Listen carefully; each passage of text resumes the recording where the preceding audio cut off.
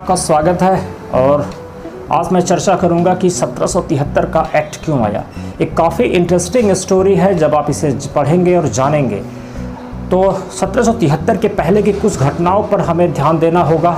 बक्सर के युद्ध के बाद 12 अगस्त 1765 को लॉर्ड क्लाइव ने सम्राट शाह आलम द्वितीय से बंगाल, बिहार, उड़ीसा की दीवानी प्राप्त कर ली, जिसके एवज में कंपनी को 26 लाख रुपए मुगल सम्राट को देने थे।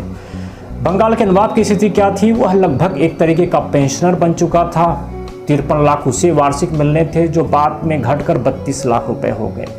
कंपनी ने क्या अपना फायदा सोचा? कंपनी को फायदा ये लगा कि जो ये एरिया उसे मिला है उससे कम से कम 40 लाख पाउंड वार्षिक इनकम कंपनी को होगी।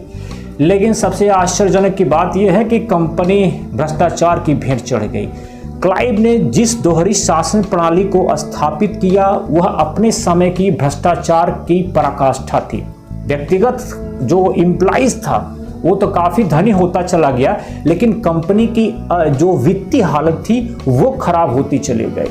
सन 1772 तक अगर देखा जाए तो कंपनी पर 60 लाख पाउंड का ऋण था और कंपनी ने अपने शेयरधारकों की विश्वसनीयता को बनाने के लिए उसने क्या किया कि जो लाभांश था, डिविडेंड था, वो 6.25 से बढ़ाकर 12.2 कर दिया, जो लगभग दूना फिट बैठा।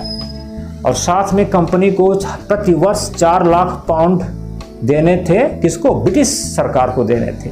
खैर, कंपनी ने ब्रिटिश सरकार के सामने एक लेटर लिखा, रिक्वेस्ट किया कि हमें रियायत चाहिए और ऋण चाहिए। और अपने आप में यह विसंगति थी। विसंगति क्या थी कि एक तरफ कंपनी अपने शेयरधारकों को लाभ दूना कर रही है और दूसरी तरफ उसे रियायत चाहिए थी। खैर, सब यहां तक तो ठीक चला। तब तक क्या हुआ कि बंगाल में अकाल पड़ता है और कर्नाटक में हैदर अली का जो सफल आक्रमण था, इसकी सूचना ब्रिटेन पहुंचती है और कंपनी का जो शेयर था वो नीचे आ गया।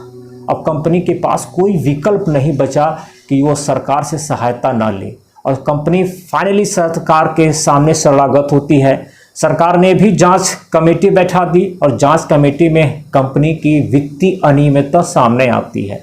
और इस वित्तीय अनियमितता को देखते हुए सरकार ने क्या किया कि 2 अधिनियम ब्रिटेन की संसद में पारित किए। पहला अधिनियम था कि कंपनी को 4% वार्षिक ब्याज की दर से 14 लाख पाउंड ऋण दे दिया जाए। और दूसरा जो अधिनियम था 1773 के एक्ट को पारित करना, जिसने भारत के साथ साथ ब्रिटेन में भी अपना प्रभाव दिखाया और यह कंपनी के अंत की शुरुआत।